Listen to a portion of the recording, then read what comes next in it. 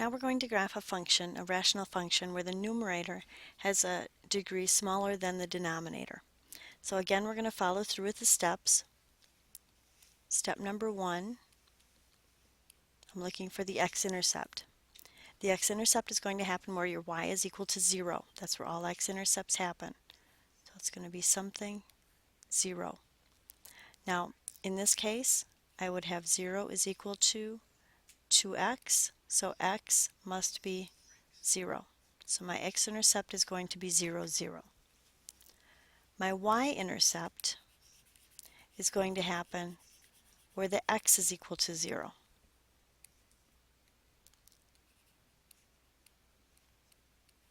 So that would be 0, and if I substitute in 0 for my x, again, I'm going to get 0, which makes sense because if the x-intercept is 0, 0, that's the origin. That's also where it's going to be crossing the y-intercept. Next thing I need is the vertical asymptote. The vertical asymptotes are going to happen where your denominator is equal to 0.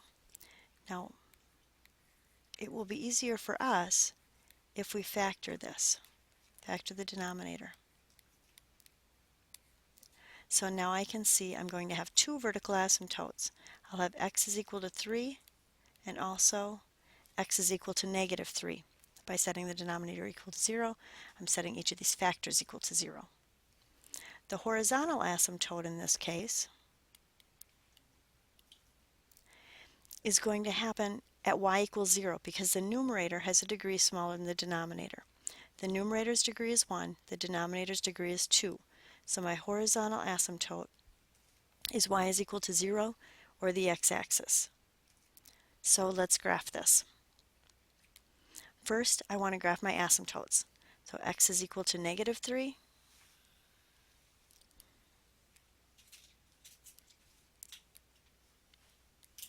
x is equal to negative 3, x is equal to 3.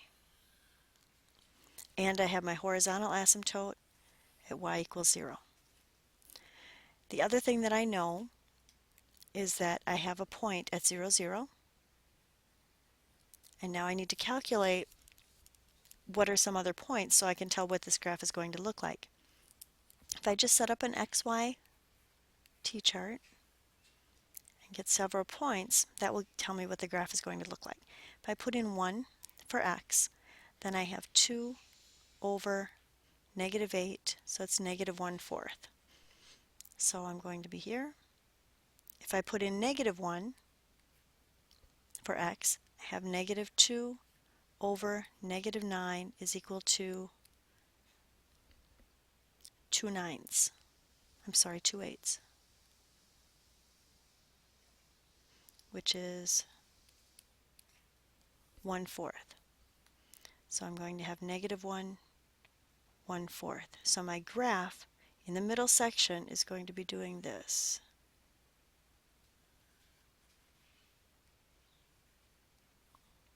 Now I need to know, is my graph going to be in the top or bottom of the right and in the top or the bottom of the left?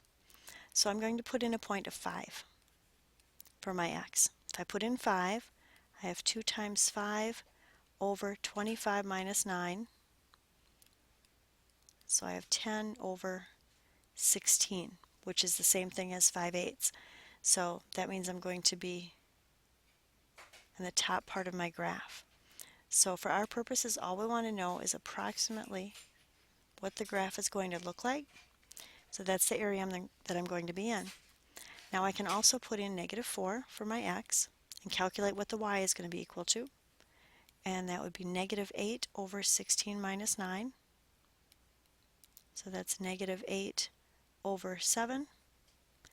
So it's going to be negative 4, negative 8 over 7. I'm going to be right here,